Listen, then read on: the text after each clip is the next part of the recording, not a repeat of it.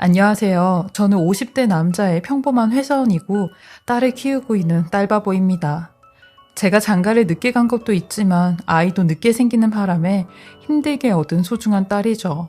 아직 딸이 15살밖에 되지 않았는데 저는 벌써부터 이런 사랑스러운 딸을 어떻게 시집 보내야 하나 하는 걱정부터 앞서곤 해요.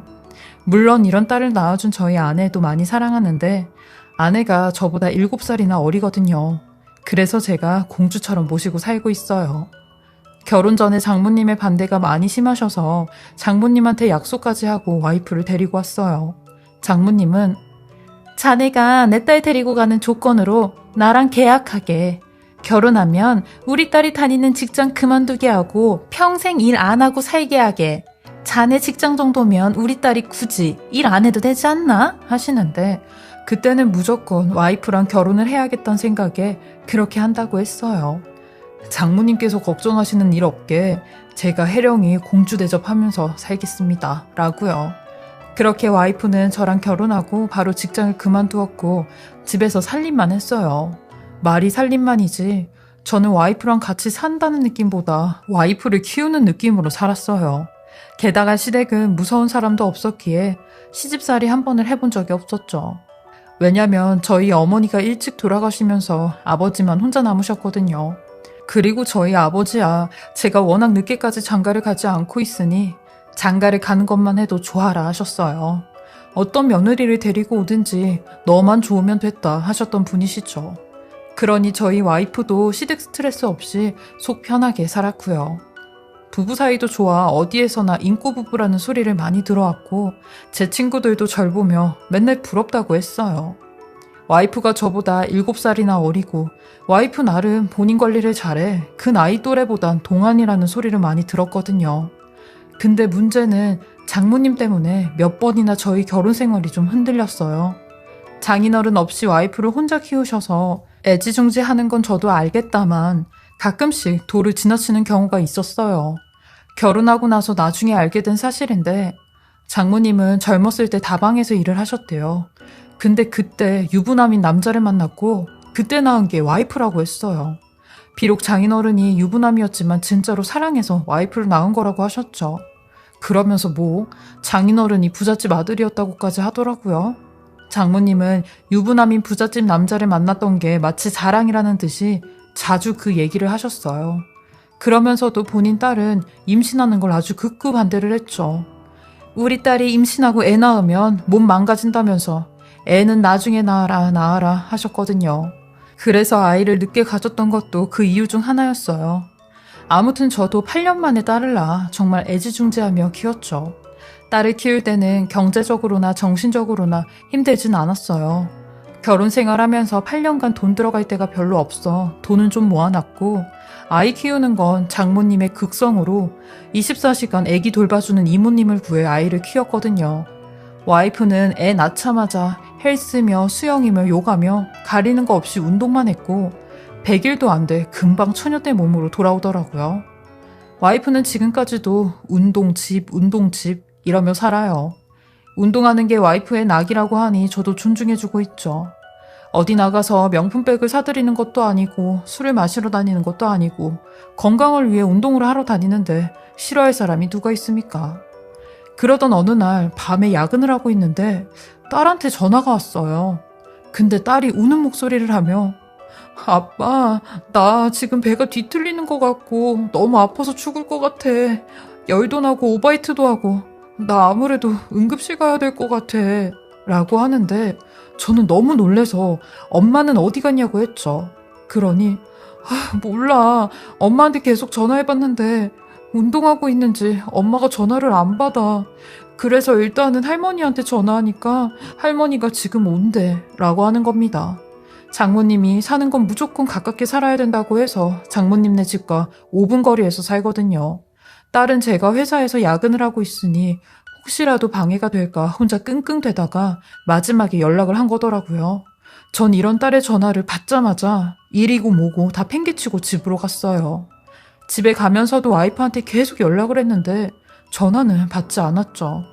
딸이 혼자 집에서 저렇게 끙끙대며 아파하는데 와이프는 도대체 뭘 하고 있어 전화를 안 받는지 화가 났어요. 근데 더 화가 났던 건 장모님이었습니다. 딸이 장모님을 불러 어쩔 수 없이 같이 응급실에 가긴 했지만 응급실 가는 내내 얼마나 저희 딸한테 구박을 하는지 너는 왜 이렇게 니네 엄마한테 전화를 못해서 안달이었냐? 니네 아빠한테 전화하면 이렇게 바로 해결이 될걸 하면서요. 병원에 도착해 딸의 열을 재보니 39도였어요. 의사 선생님은 딸에게 이런저런 증상을 물었고 장염 같다며 증상이 좀 심각해 보인다고 했어요. 그리고 피검사와 소변검사, 엑스레이 등등 각종 검사를 하니 결과는 역시 장염이었고 세균성 대장염으로 염증 수치가 10배 이상 높다며 입원까지 해야 된다고 하더라고요. 딸은 수액 진통제를 맞고서야 조금 안정이 됐는지 이내 잠이 들었고 저는 잠든 딸을 두고 잠깐 밖으로 나와 와이프한테 계속 전화를 걸었어요. 그런데도 돌아오는 말은 전화를 받을 수 없다는 연결음 뿐이었습니다. 그러니 밖에 대기자석에서 기다리시던 장모님께서 아유 전서방 전화 좀 그만하게 해. 우리 혜령이가 지금 운동하느라 전화를 못 받나 보지. 어련히 부재중 찍힌 거 보면 자네한테 연락할까. 뭘 그렇게 대단한 일이라고 촉새처럼 계속 전화를 해대나? 하며 저를 또 타박하기 시작했어요. 저도 듣자 하니 화가 났고 그런 장모님한테 언성을 높이며 아니 3시에 운동 간다고 나간 여자가 지금 10시가 넘었는데도 연락이 없는 게 이게 말이나 되냐고요. 아무리 어머님 딸이라지만 제 딸도 지금 아파서 누워있는데 엄마라는 사람이 도대체 어디서 뭘 하고 있길래 당연히 연락을 해보는 게 맞는 거 아니에요? 라고 성질을 냈어요. 그러니 장모님 어머머 전서방 아주 사람 잡아먹겠네 먹겠어. 내가 뭐 틀린 말 했어? 라며 삿대질을 하는데 그 순간 갑자기 응급실로 어떤 한 괴이한 모습의 남자가 다급하게 뛰어가고 있는 겁니다. 아프다는 소리를 내며 으악으악하고 가는데 그 모습이 얼마나 괴이한지 사람들이 전부 다 그 남자를 쳐다봤어요. 남자는 바지가 엉덩이까지 줄줄 내려왔고 그런 남자의 배에 어떤 여자가 얼굴이 붙어져 있는 겁니다. 아주 민망한 상태로 말이죠. 사람들도 그 두 사람을 보고 다들 수군거리니 그 남자도 창피한지 자기 얼굴을 가린 채 응급실로 들어가더라고요. 저도 그 두 사람이 들어가는 걸 보곤 장모님한테 저는 다시 들어가 볼 테니까요. 제가 애엄마한테 연락하는 거 싫으시면 장모님이 연락 좀 해서 와이프 보고 빨리 병원으로 좀 오라고 해주세요. 지금 당신 딸 입원하게 생겼다고요. 하며 들어갔어요. 그리고 딸이 누워있는 베드로 가는데 그 괴이한 중년 남자와 그 남자 배에 얼굴이 붙은 여자가 저희 딸 옆 베드에서 발을 동동거리며 있더라고요. 응급실에 있던 의료진들도 도대체 어떻게 된 일이냐고 놀래서 물어보니 남자는 민망한 듯 우물쭈물 거리다가 말을 꺼냈죠. 오일이라고 부은 게 잘못 집어지는 바람에 따로 담아둔 강력 접착제를 부었고 그 바람에 여자의 얼굴이 붙어버렸다는 겁니다. 얼굴이 붙은 여자는 입까지 붙었는지 어눌한 말투로 지금 목이 꺾일 것 같아요. 빨리 좀 이거 좀 떼어주세요. 라고 하는데 의료진도 일단은 접착제부터 제거를 하자며 커튼을 쳤어요. 그리고 커튼 뒤로 보이는 그 여자의 치마를 봤는데 그 치마 어디선가 낯이 익숙한 옷이었어요. 호피 무늬가 그려진 분홍색의 치마였는데 저희 와이프가 가지고 있는 옷이랑 같은 치마였죠. 그걸 보곤 설마 하는 생각에 커튼 뒤로 그 여자의 뒷모습만 빤히 쳐다봤어요. 그러더니 갑자기 옆에서 익숙한 벨소리가 들려오는데 그 남자가 자기야 이제는 자기 엄마한테 전화 온다. 아니 아까부터 자기 딸이랑 어떤 사람한테도 계속 전화 오더니 이젠 자기 엄마한테 와 라고 하니 그 여자가 스피커라고 하는 겁니다. 그리곤 이윽고 스피커폰으로 통화 연결이 됐고 전화를 받자마자 너 왜 이렇게 전화를 안 받아? 어디니? 지금 네 딸 응급실 왔어 라고 하는 저희 장모님의 목소리가 들리는 겁니다. 그 얼굴이 붙은 여자는 바로 저희 와이프였고 그 목소리를 듣고 있는데 머리까지 핑해졌어요.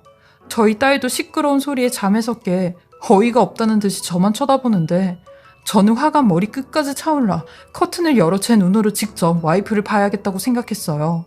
그리고 커튼을 여니 그 남자와 와이프의 얼굴을 떼고 있는 의료진들이 왜 그러시냐고 하는 겁니다. 저는 그 사람들에게 제가 이 여자 보호자거든요 하며 와이프의 팔을 잡았고 야, 김혜령, 당신 지금 뭐 하는 거야? 라고 소리를 쳤어요. 그러니 와이프는 붙여진 접착제 때문에 고개도 못 들고 누구세요? 라고만 하는데 그 말에 더 열이 받아. 뭐? 누구세요? 네 남편 전영식이다. 너 대체 이 남자랑 뭔 짓거리 하다가 얼굴까지 붙어버렸냐? 라고 했어요. 그러니 의료진들은 저를 말리며 일단은 진정하시고 잠깐 나가 계시라며 커튼 밖으로 내쫓았어요. 딸도 아픈 몸을 일으키며 저기 저러고 있는 여자가 우리 엄마야? 라며 얼굴까지 새빨개지는데 저는 이런 모습을 장모님도 봐야 된다고 생각이 들어 밖에 있는 장모님을 모시고 왔고 당신 딸이 아까 그 괴이한 남자랑 붙어 있었던 여자였다고 했어요.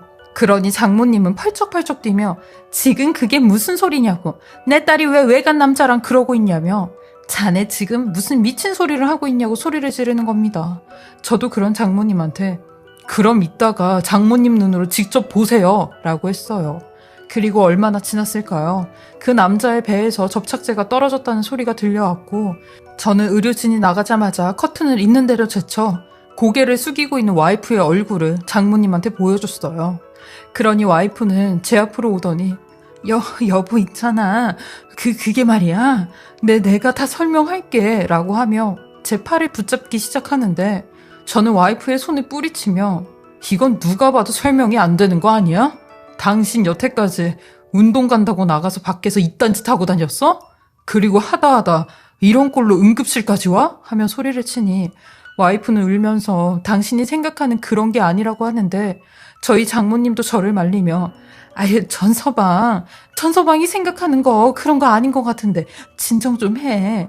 우리 딸 알잖아. 착하고 전서방밖에 모르는 거 라며 그 중년 남자를 향해 당신이 우리 순진한 딸 꼬신 거야? 우리 딸이 착하고 그러니까 당신이 사탕 발림으로 우리 딸 꼬신 거 아니냐고 라고 하니 그 남자도 억울해하며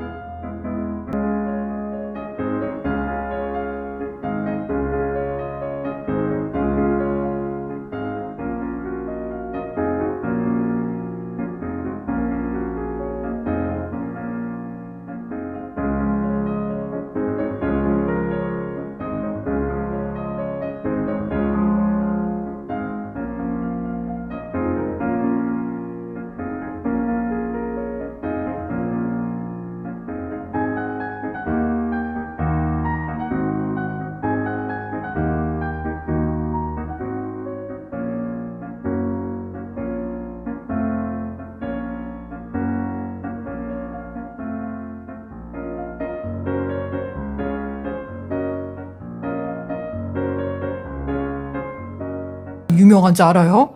그리고 나는 억울하다고요. 내가 이혼했다고 하니까 이 여자도 자기 애 딸린 이혼녀라고 지금은 엄마랑 같이 산다고 했단 말이에요. 이거 완전히 독박 쓸 뻔했네. 내가 이 여자랑 대화한 증거도 다 보여줄 수 있다고요. 하며 저한테도 자기는 정말로 유부녀인지도 모르고 만났던 거라며 증거들 다 보여줄 수 있다고 소송만은 하지 말라고 하는 겁니다. 저희 딸도 와이프한테 엄마 더럽다며 나는 혼자 아파서 집에서 떼굴떼굴 구르고 있는데 엄마는 저 아저씨랑 그러고 있었냐며 숨이 넘어갈 듯이 울더라고요. 와이프도 그런 딸을 붙잡으며 아니라고 수빈이가 오해하는 거라고 하더라고요. 병원에선 소란스러운 저희를 다 밖으로 내쫓았고 장모님은 일단 전서방은 진정하고 있으라며 와이프를 데리고 저쪽으로 가는데 그 남자는 계속 증거 보여주겠다며 손까지 벌벌 떨면서 핸드폰을 보여주는데 제가 이런 말씀 드리기는 정말 염치 없지만 정말로 그쪽 아내분이 먼저 저한테 추파를 던졌어요. 그리고 저 여자 우리 헬스장에서 엄청 유명한 여자예요. 헬스장 다닌 지 몇 년 만에 중년 남자들은 거의 다 만나고 다녔다고 해도 과언이 아니라고요. 라는데 일단은 그 남자의 번호를 알아냈고 장모님과 와이프가 얘기하는 곳을 따라가 무슨 얘기를 하는지 들었어요. 장모님은 와이프의 팔을 찰싹찰싹 때리며 그러게 이거 사. 내가 들키지 않게 조심히 좀 다니랬잖아. 여태까지 잘만 다니다가 이렇게 들켜버리면 어떡해. 이건 완전히 빼도 박도 못하는 광경인데. 너 천서방이 이혼 얘기하면 어쩔 거야. 라고 하는 겁니다. 아니 그럼 지금 저 말이 장모님은 와이프가 저러고 다닌 걸 진작에 알고 있었다는 거잖아요. 저는 거기서 완전히 이성의 끈을 놓아버렸고 와이프랑 장모님한테 당신네들은 쓰레기도 못한 인간들이라며 아주 빈털터리로 쫓겨날 준비하라고 난리를 쳤어요. 와이프도 무릎을 꿇으며 수빈 아빠 내가 진짜로 죽을 죄를 졌어. 그러니까 제발 이혼만은 다시 생각해주면 안 돼? 라는 그 여자를 밀치고 오는데 장모님은 기름을 붓듯 전서방 우리 딸이 가뜩이나 얼굴 피부까지 저렇게 다 벗겨져 있는데 전서방마저 우리 딸을 이렇게 밀쳐버리고 내동댕이 치면 어떡하나? 라고 하는 겁니다. 저는 딸을 입원시키고 바로 변호사를 선임해 이혼 소장 보냈습니다. 그리고 저는 아주 유리한 조건으로 이혼을 하게 되었죠. 저는 와이프의 상간남한테 수많은 증거들을 받을 수 있었는데 이 여자 이거 완전히 미친 여자 같았어요. 싱글 행세하고 다니며 헬스장에 있는 중년 아저씨들한테 죄다 껄떡대고 다녔더라고요. 어쩐지 헬스장을 1년을 못 다니고 여기저기 옮겨 다니곤 했는데 그게 다 이유가 있었더라고요. 그리고 상간남한테 지 레깅스만 입은 사진이며 거의 입지도 않은 것 같은 운동복 사진까지 별의별 사진을 다 쳐보냈는데 그게 아주 증거자료로 톡톡히 역할을 했어요. 그리고 와이프랑 불륜을 한 그 아저씨는 정말 아무것도 모르고 와이프를 만난 게 입증이 되어 되려 와이프한테 손해배상을 청구한다고 했어요. 그렇게 와이프는 한 번에 2개의 소송을 진행하게 되었고 변호사 선임할 돈도 없어 장모님과 함께 저를 찾아와서 애걸복걸하기 시작하는데 여보, 나 지금 빚더미에 앉을 것 같아요. 나한테는 돈도 한 푼 없는 거 당신이 더 잘 알잖아요. 나 한 번만 살려주세요. 네? 라고 하길래 네 몸뚱이 뒀다 뭐하냐고 어디 가서 설거지나 청소라도 하라고 했어요. 너 평생 내 덕에 잘 먹고 잘 살지 않았냐고 했죠. 그렇게 저는 와이프와 7개월에 걸쳐 이혼을 하였고 승소하였습니다. 양육권과 재산분할 8대2로 나눠 갖고 끝을 냈죠. 장모님은 제가 승소했다는 판결을 듣고 저를 찾아와 속 좁은 인간이라느니 너 같은 쫌팽이한테 내 딸을 보낸 게 천추의 한이라느니 두고 보라고 우리 딸 너보다 더 돈 많은 남자 만나서 다시 시집 보낼 거라고 하는데 저는 이런 장모님한테 딱 한마디 했습니다. 모전여전이라고. 당신이 여태 그렇게 살았으니까 당신 딸도 그러고 살지. 평생 그렇게 사세요. 첩노릇하면서 라고 했어요. 장모님도 아무 소리 못하고 저희 집 문에 발로 차고 난리를 치는데 경찰 부르기 전에 당장 나가라고 질척대지 좀 말라고 했네요. 무엇보다 저희 딸이 걱정이었는데 본인 눈으로 직접 그런 모습을 봤으니 충격이 얼마나 컸겠어요. 저는 그런 딸을 위해 다친 마음을 위로해주고 엄마의 빈자리가 느껴지지 않게 최선을 다해 노력하고 있는 중입니다. 지금은 이혼한 지 1년 조금 넘었는데요. 다행히 딸도 제 노력하는 모습에 저를 잘 따라주며 되려 저한테 요즘엔 잔소리를 하곤 해요. 너무 고맙게 잘 커주고 있더라고요. 가끔씩 와이프는 딸 핑계를 대며 저한테 새벽에 전화도 오고 문자도 오곤 하는데 거래처랑 회사 때문에 번호는 바꾸지 못하고 차단시켜버리고 있습니다. 여태까지 제 기가 막히고 황당한 이야기 들어주신 모든 분들에게 감사드리며 요즘 같은 때 건강 조심하시고 편안한 일들만 있으시길 바라겠습니다. 지금까지 커피앤톡이었습니다.